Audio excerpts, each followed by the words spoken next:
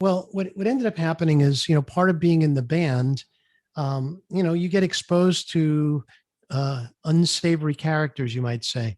And so I got involved with drugs. I mean, it started by smoking pot, and then later it devolved into more and more harder narcotics until I found myself in the bathroom at high school with a needle in my arm shooting heroin. And I always had the idea that I could stop anytime. It's not a big deal. But it turns out that I actually couldn't. And it got worse until, in particular day, I'll never forget the day when I went into high school, into the boys' bathroom, and I bought my fix for the day. Really, it was a Thursday, and I said, I'm going to save this until Saturday after band practice. So I put this little glassine bag in my wallet, and I went about my business. But all I could think about was that little bag in my wallet for the next 2 days. All I thought about was that bag. And then finally, it was Saturday, and we had band practice, and everybody went home.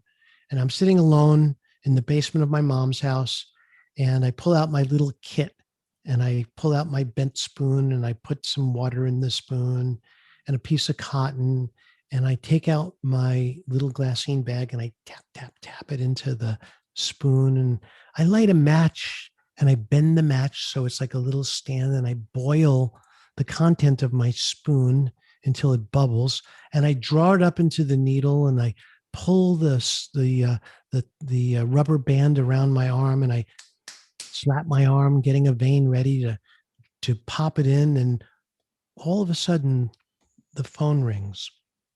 So I put the needle down, I pick up the phone, and I say, hello, hello, hello. And nobody was there, but I kept hearing clicks.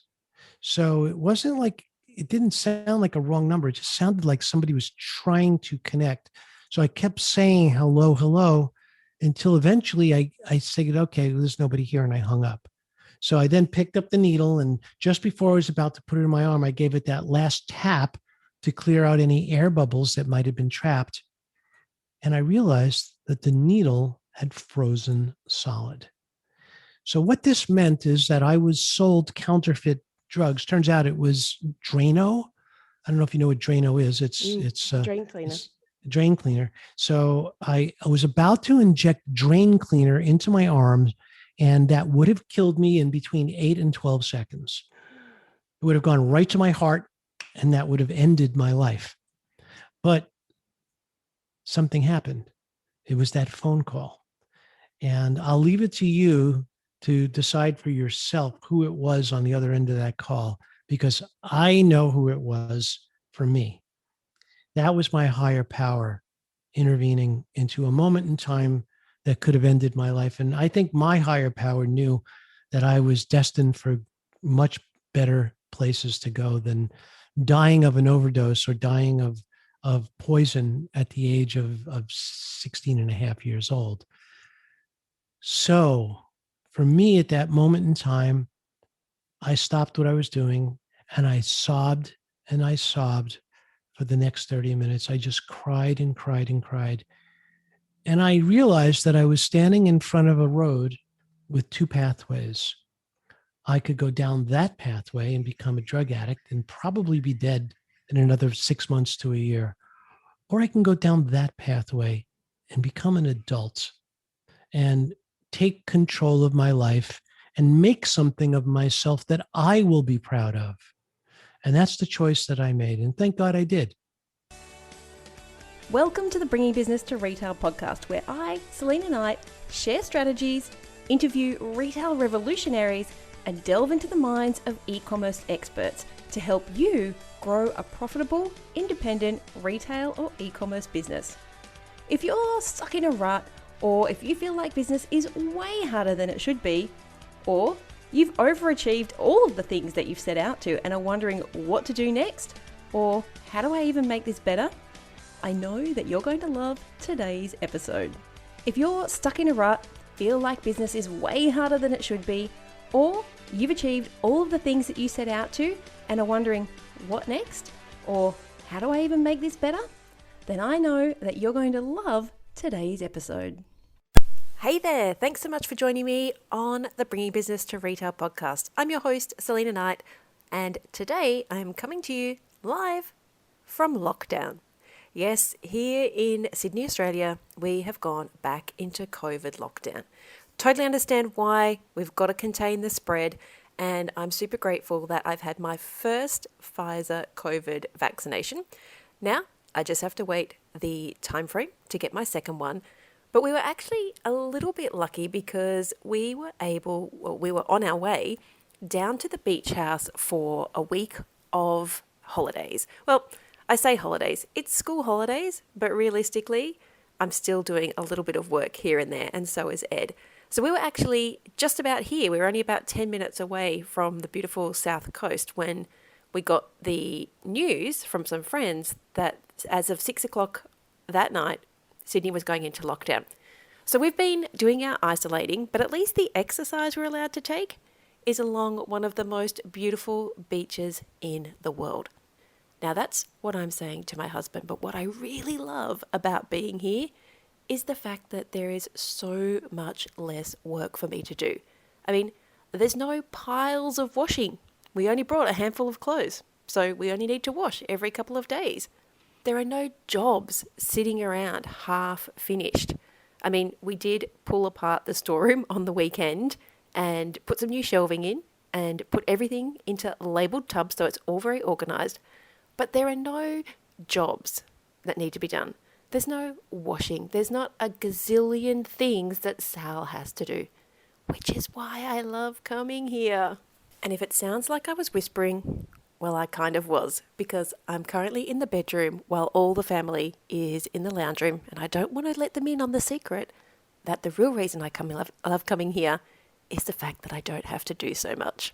So whilst I am working, there's also quite a lot of crafting going on with Lana. There's been a bit of gardening. I've been weeding the gardens out the front, and lots of long walks along the beach with the dogs. And because we can't go out to any of the lovely restaurants nearby, I've been doing a little bit of cooking as well. So all in all, not the worst lockdown in the world. Okay, now for today's episode. Today I have an amazing conversation with Mitch Russo. This guy is the bomb. He started his first software company in his garage, then went on to sell it for 8 figures. Once he'd sold it, he went on to work with Tony Robbins and Chet Holmes and built a $25 million empire together. He's been nominated twice for Inc. Magazine Entrepreneur of the Year, and we talk about one of my most favorite topics. You know what that is, right? How to scale. With a drive to help people and make a difference, Mitch knows that success comes from focusing not on what you do, but why you do it. And it's this philosophy that has helped him help unhappy business owners to reposition themselves in their chosen market and achieve great success. Mitch and I spent our time talking about the importance of values, vision, and how passion for your customers plays a part in running a successful business. Okay, so let's jump into today's episode with Mitch Russo. Hey there, Mitch Russo. Thank you so much for joining me on the Bringing Business to Retail podcast. How are you this fine day? I'm fantastic, Selena. It's good to see you again. Yes, and I was just saying, we match. You have a pink shirt on. I have a pink shirt on. Clearly, we've both got the memo.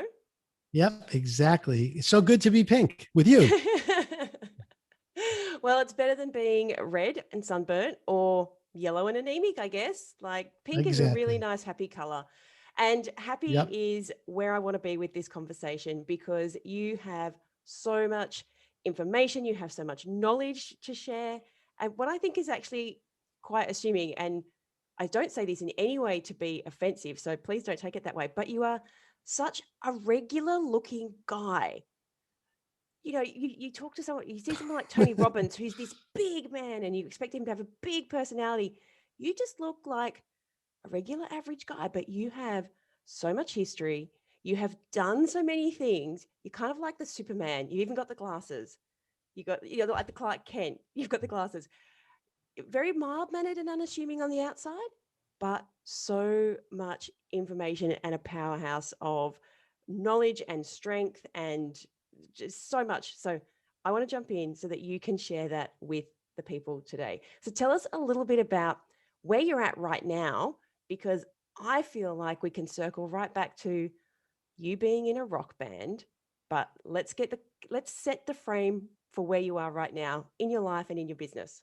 Sure. So, what I do every day is I'm a business coach, and I coach business owners on how to grow their company more rapidly. I have a program called the Accelerator, and it helps a lot of people rapidly accelerate their revenue and profits, as well as build systems and organization that supports them. That's what I do on a regular basis.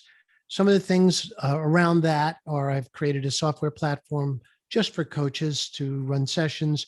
I've written some books. My most recent book is called Power Tribes, How Certification Can Explode Your Business. And I run a show just like you do. I run actually two of them. And so podcasting is, you might call it my outlet because I just love doing it so much. That's what I'm doing. I think you like talking to people just like I do. Yeah, it's addictive. It is, isn't it? The part that you just mentioned there about helping businesses to scale.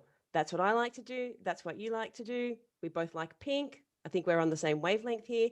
Can you tell us some of the ways that you help people to do that? Because people think that scaling is hard, but I think that startup is hard. I think that trying to learn everything, trying to find suppliers and manufacturers, like all the tech, all those things at the beginning, to me, that's the hard part. Once you get over all those hurdles, the scaling part's kind of easy. It's actually just stepping back and surrounding yourself with the right people and the right resources.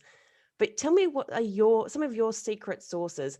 And don't get into the lessons yet. I want to get into the lessons, but maybe tell me some of the stories of Mhm. a client or two and some of the things that they've done to scale really rapidly. The ones that, the ones that always stick in your heart. Like, I'm sure that you've got those clients as well, the ones that you're so super proud of. Well, sure. I mean, here's what it usually starts out as. Most people go into business and usually they do everything themselves. And then they kind of perfect that process. And not everybody, but a lot of people are afraid to delegate because they're afraid that every single thing they do is so important, no one else can do it, which is a myth. Of course, we know that. So I've worked with CEOs of smaller, like $2-3 million companies that still are doing way too much to be effective at what it is that they really are trying to accomplish. So what I do, and I know it's different, I start with a 2-hour session where we do a complete map of their current businesses and process. And what I do in this map is I lay out all of the products, the marketing, the sales channels, the sales methodologies, all of the ways that they currently promote. And what we see very clearly is after about an hour into this 2-hour session, all of the possible opportunities are really now showing up. So I apologize for that. Let me just turn that dinging off here. Um, Sorry. So what ends up happening is that now we start to get clarity. So even in session one, we're now like really clear on what is not happening and how we can make it happen. And then from there, when I work with a client, all of my resources become their resources. So my entire Rolodex is open. All of my trusted vendors for the last decade are now available to them as well. So bottom line is, I think just like you, I focus on problem areas very quickly, and then we solve those areas, we solve those problems, and move quickly into solutions. Yeah, that idea of the clarity, that's I do something very, very similar where we map out where they are, where they want to go. And I'm usually pretty good at seeing exactly what you just said, why they're not where they really should be. And it comes down to this map that you were just talking about. When you sit down and you map it out, you start to see the holes, you start to see the gaps, but then you also start to see the opportunities. And like you said, you can leverage the opportunities and you can plug the holes. So I think that if anybody is listening right now and is thinking, what is one thing that I could do right now? It is just sitting down and mapping out all those things that you just said and looking at it from that bird's eye view to get the clarity. Because once you have clarity, then you get confident. You can make decisions from a confident place, not from a place of fear or how much money is in the bank or what is the least scary thing that I could do? And I find that once you have the confidence, the control comes next. You feel like you're in control because you're not making these hasty decisions. You're not choosing things because there is no better option. You're actually choosing the option that's best for you or for the company, rather than, crap, what can I just do to plug whatever the problem is right now? So after session one, we then set goals. So I say to my clients every week, I'm going to ask you to report in on the goals that we set for last week. And then at that point, I also design a set of accountability questions that I take them through in our following sessions. So using goal setting and goal tracking and using accountability questions and the answers that I receive, what I'm training my clients to do is to be accountable to themselves on key parameters that are the most important things to them, whether it's sales, revenue, sometimes it's calories or steps or whatever it is that they want to stay accountable for. They're setting their goals, they're reporting in. We map those goals and they get graphs of their goals every single week.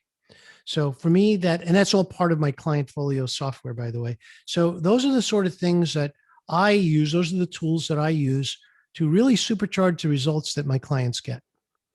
And do you find that when they stick to a goal, when they have those accountability requirements each week, that's when things get done? Or do you find that for some of them it's a burden and it stresses them out having to report back every week? I don't know if it's a burden or not. I don't care if it's a burden or not. They're either going to do the work or they're not. And if they're not going to do the work, then I need to help them and understand what it is that's stopping them from doing it. Now, I want to be clear, Selena, I'm not a mindset coach. In fact, I have a mindset coach on my team. So if I'm dealing with somebody and I discover they have a mindset issue, like you just were talking about, I'm going to pause our work and set them up with a mindset coach session as part of our ongoing work together. And only then, after we have straightened some of those things out, will we resume our business building work together. That is really smart, because at the end of the day, we all get caught up in our own heads, and that is not unusual for people to hit, especially when you scale really quickly, because it can be quite frightening. It's not unusual for people to hit that kind of wall and hit fear and all be a bit scary and want to step back. So I love that you can identify that and address it. But take me back to when you were in a rock band, because I've been reading about it and I feel like all the lessons that you learned are still so relevant. I think you said it was 40 years later. And Yep.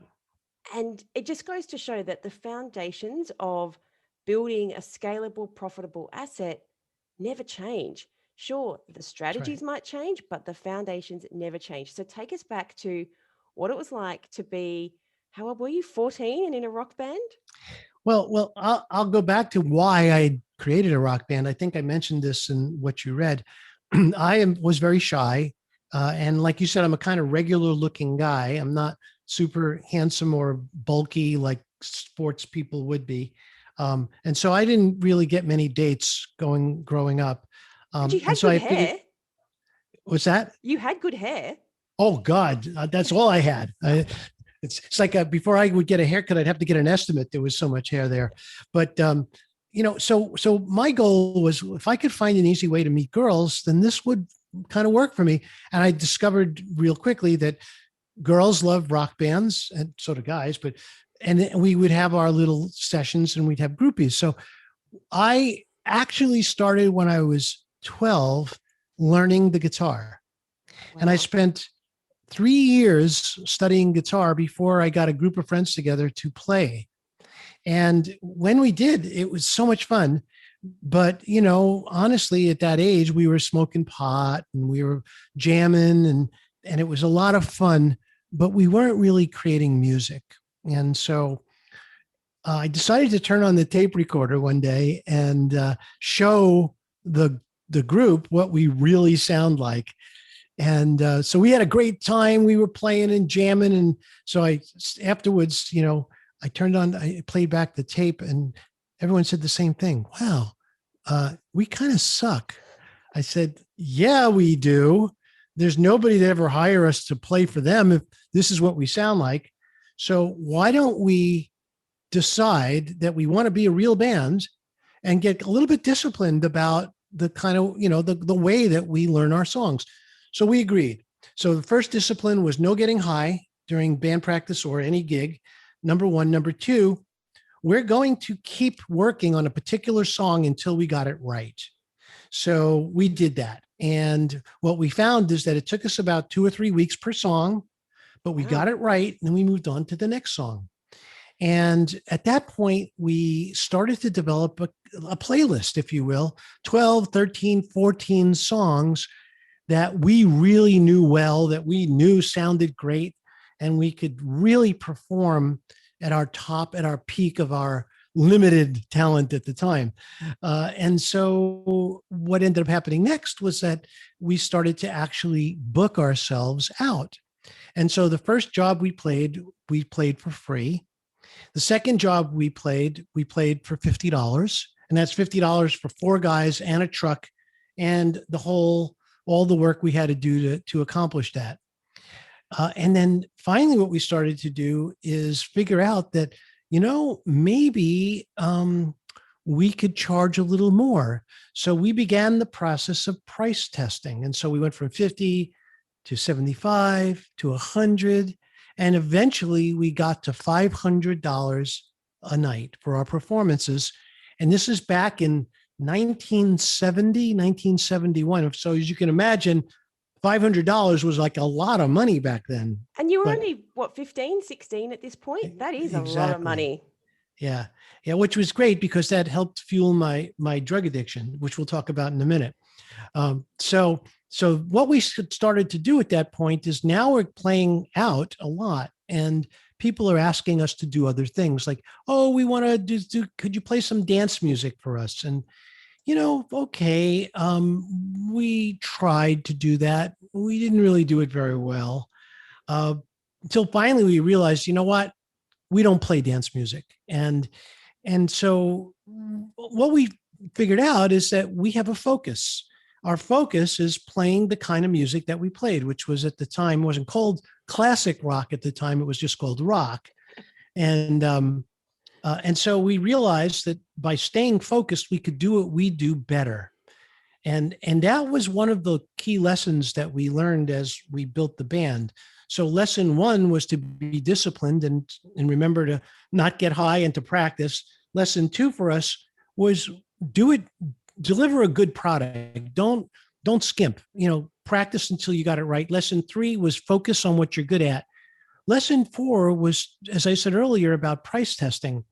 We raised our prices slowly until we finally found the area where we were fairly priced for our market and for our abilities at the time.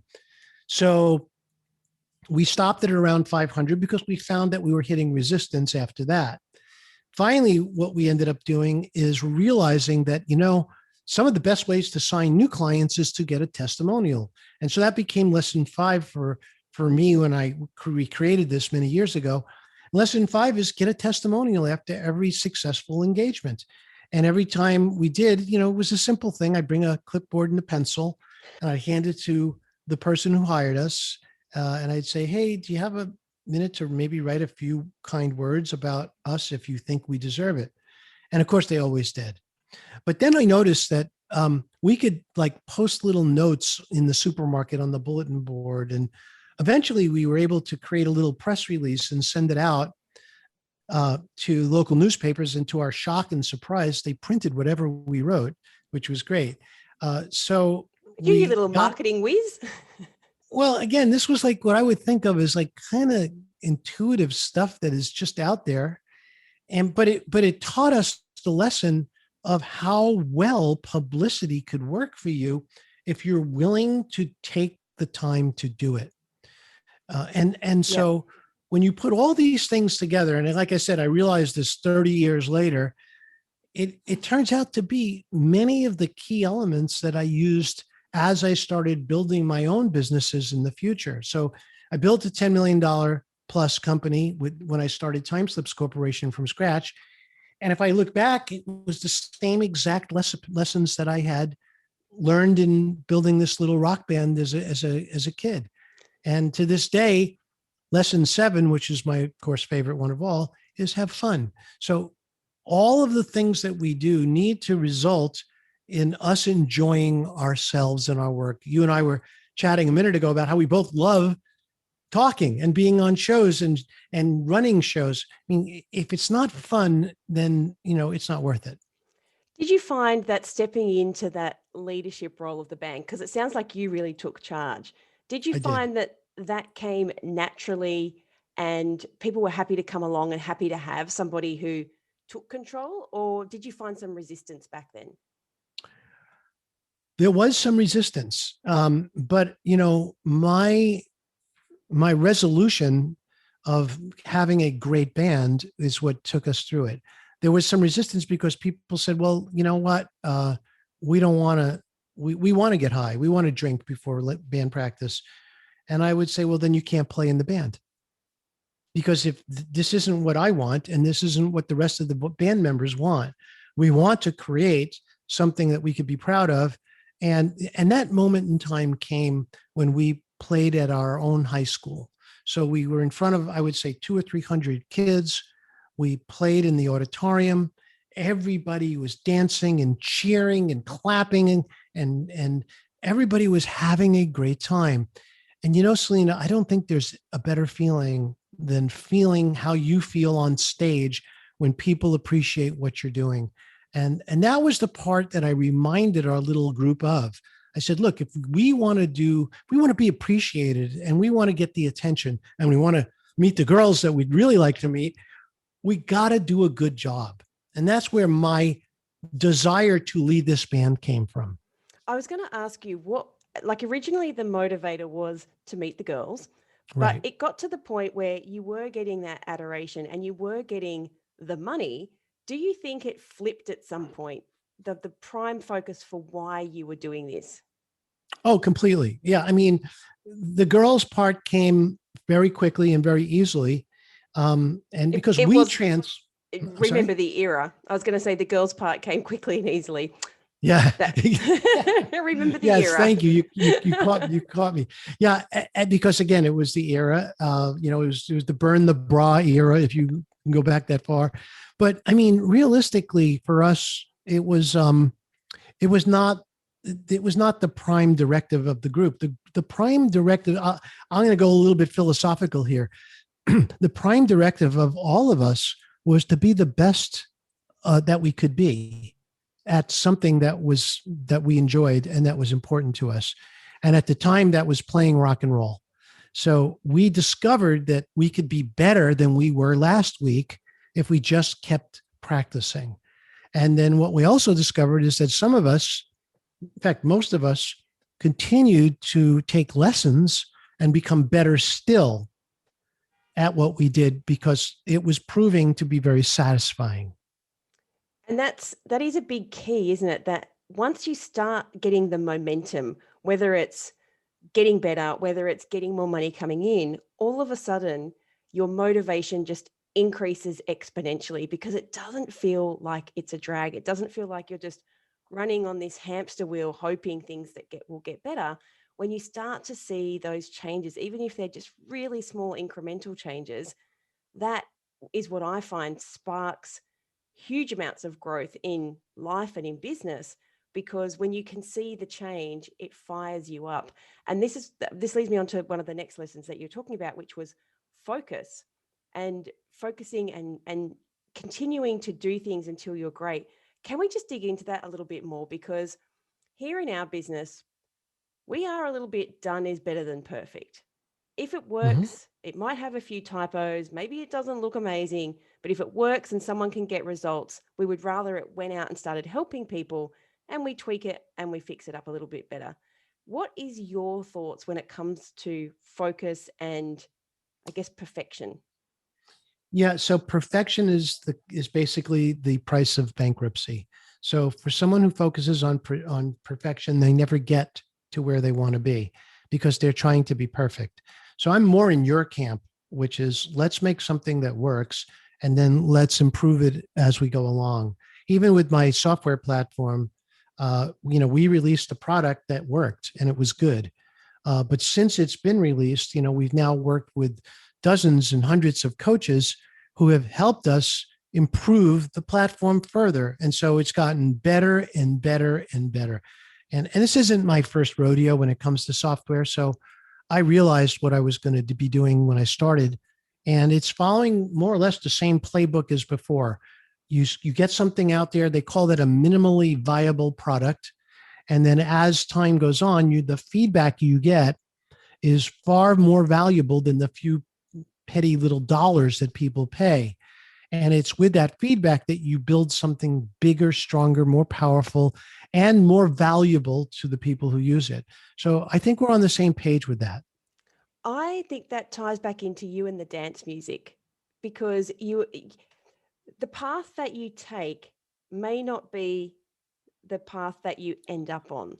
And I think a lot of people get caught up where they start a business and they have this idea for what they want it to look like.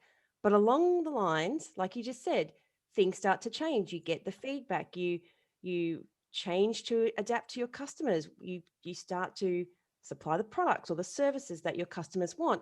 And then all of a sudden you wake up one day and go, this is kind of not what I was expecting. And a lot of people get thrown off there because the dream or the vision or whatever you want to call it that they started off with is not where they are today. And it may be a very long way away. Maybe they can't even get back to that point because what they envisioned they needed to create and what their customers wanted them to create were two very, very different things.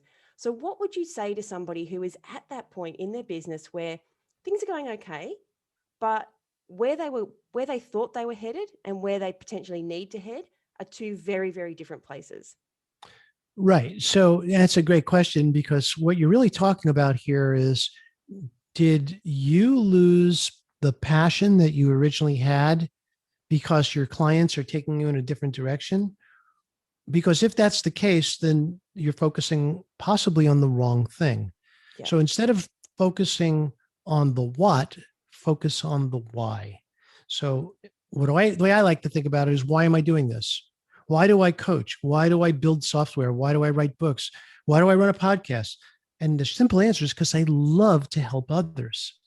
And when as Zig Ziglar once said, if you help enough people get what they want, you get what you want. Now you might say, well, that's kind of selfish. That's a reason to help others. But I didn't start that way. I started helping others. And yes, I did get what I wanted. But more importantly, I felt so much satisfaction, as I'm sure you do as well, when you help other people, that to me, it doesn't matter what it was that I am doing. I mean, if I could build a business that was in the fashion industry or in the accounting industry, in a way, I don't need to be in love with the product or the things that we create. I need to be in love with the customer. And that's really where I find is the way to reposition somebody who is unhappy in their business. I think that is such a crucial, if people are listening, can you just say that last bit again? Because I think that this is the lesson that people are walking away. There's always a lesson in an episode, and I think this is your lesson. So can you just repeat that part about being in love with the customer? I'll do my best. I'll try. I'm not really fully here during many of these sessions, so I'll do my best. What I think I said was that, to me, the most important thing is falling in love with your customer and what you can do to help them, because the feeling you get when you help somebody is why you do what you do. The what is not as important as the why. And for me, that makes all the difference in the world. If I have a what, such as a thing that I do, a process, a system, whatever, that's a what. Why do I have that process and system to help to increase sales? Why do I want to help other people increase sales? Because it makes me feel good when they tell me that their sales went up. I have clients that, you asked me about certain clients. I mean, I have so many wonderful, amazing clients that I've worked with. I had one person comes to mind where he had a very nice little $2 or $3 million business, But he had no idea how he even got there. He was just sort of being taken along for the ride. And when we finally broke it down and organized it, he was able to relatively rapidly double his revenue because now he finally understood what it was that was attracting clients and how he could amp that part up and diminish the parts that weren't working. I had another client who ran a $50 million company with the attitude of, I know it all. I've been in this business 30 years. I know everything. I know everyone. I know everything. There's nothing you could teach me. And I said, great. I'm not here to teach anything. I'm here to show you what you already know from a different angle. Because why? I'm not in your business. I don't work for you. I don't know your company, but I do know companies.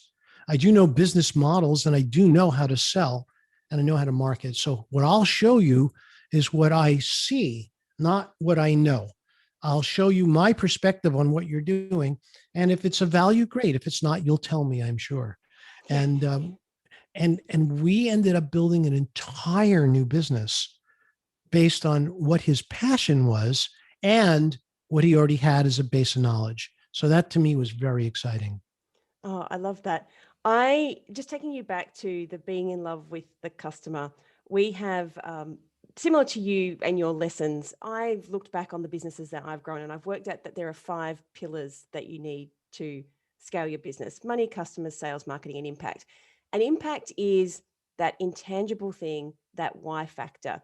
And quite Mm-hmm. often we say, if you took all the products out of your business, if you took what you sell out of your business, people would still want to hang around with you. They would still follow you because of why. And when you understand that, it's exactly what you've done. You just slot the product in. It might go to a different market. It might be a completely different product. You've had tech products, you've built businesses, you've done coaching. The product itself can change, but if the reason behind why you get up every single day and you communicating that reason is out there, people will just go wherever you want them to go. Well, there's the exclusionary part too, and this is very important. It's not what you stand for exclusively, it's what you don't stand for as well. Because if you are attracting the right people, you need to be repelling the wrong ones.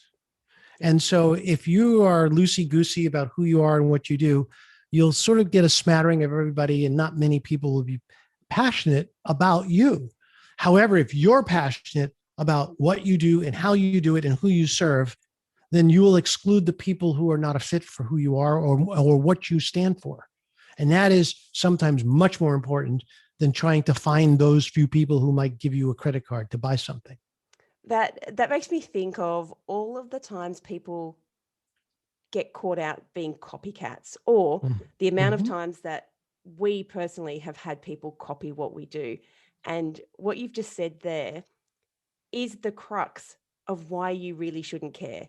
And yes, it does sting when somebody literally steals your copy or takes your idea and runs with it or calls their product one word different to your product, as has happened to me. Mm-hmm. But that ethos, people can try and replicate it.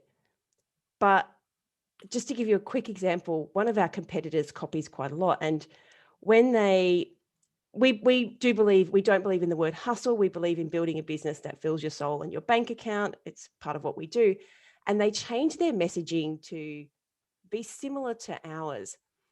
But then they were doing an event and the guest speaker was someone who was the complete opposite of that.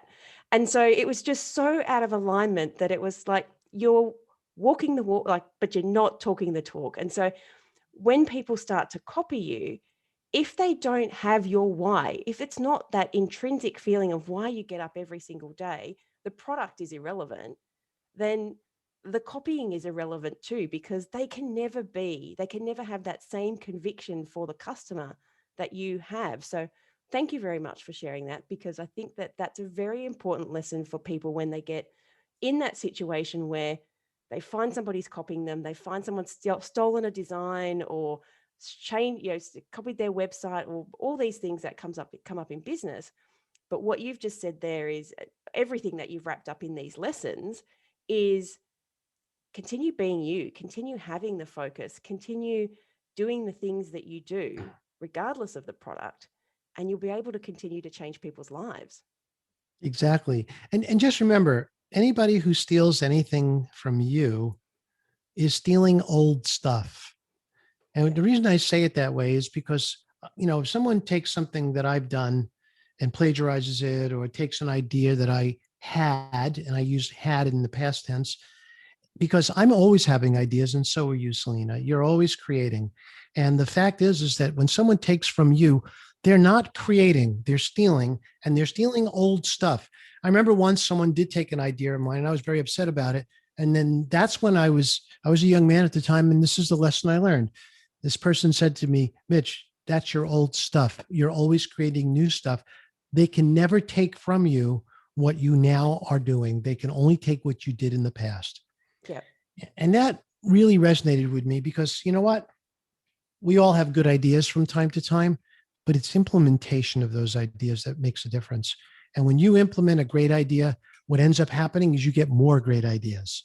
But when you steal a great idea, you don't go through the process of implementation and the learning process that you must pass through as you create something new. So tell me on that, I think as visionaries, we have more ideas than you could ever implement in 25 lifetimes. How do Right. you choose which of those ideas you are going to latch onto and to implement or to build out or research further?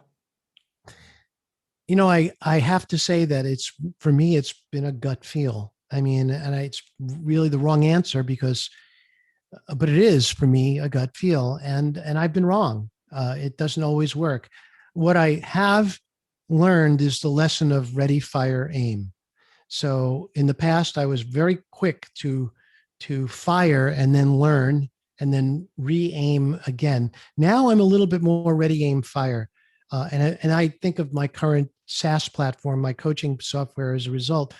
I had built another software product 3 or 4 years ago just based on accountability. And that was great, except nobody wanted it. Why? I didn't know why until I got it out into the market and discovered people like the idea of accountability. They just don't want to keep each Pay other for it, accountable. and they don't want Yeah. to pay for it. No, they don't want to do it. They don't, in fact, Yeah. some of them don't even mind paying for it. They just don't want to be held accountable. Unless, of course, you're paying them to hold you accountable. So I shut that down. I shut down the whole project, and I took what I learned and built it into my current coaching platform.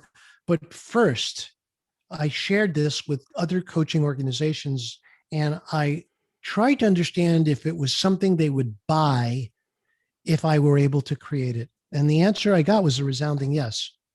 So I actually lined up customers way before I even wrote the first line of code or created any elements of the system. And that turned out to be an enormous advantage. Okay, can we just jump into there just for a second? Because Sure. in some cases, this can be crowdsourcing answers that make you happy.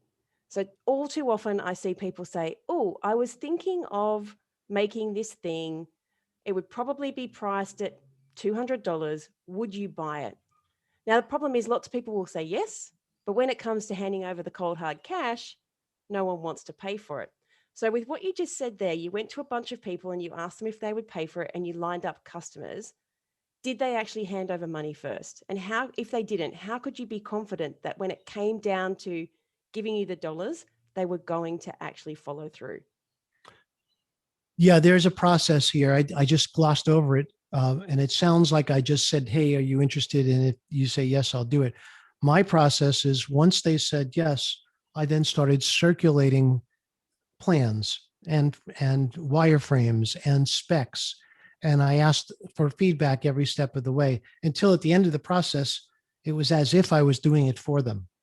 Right. And Okay. there was no doubt that they were going to pay for it because now they needed it. Now And they they were had the getting, input. yes, now it was as much theirs in some ways as it was mine. And so paying for it was never the issue. Yeah. Well, I think that was important just to talk about because too often people get caught up, but everybody said they wanted it. And especially in retail, you you might put something up on your social or in your newsletter and say, "Oh, I was thinking of bringing this product in," and everyone says yes. And so you put the money out there and then you bring the stock in and then it's crickets. Nobody wants to buy it. And so making sure that people will actually pay is very different to getting them to say that they will pay.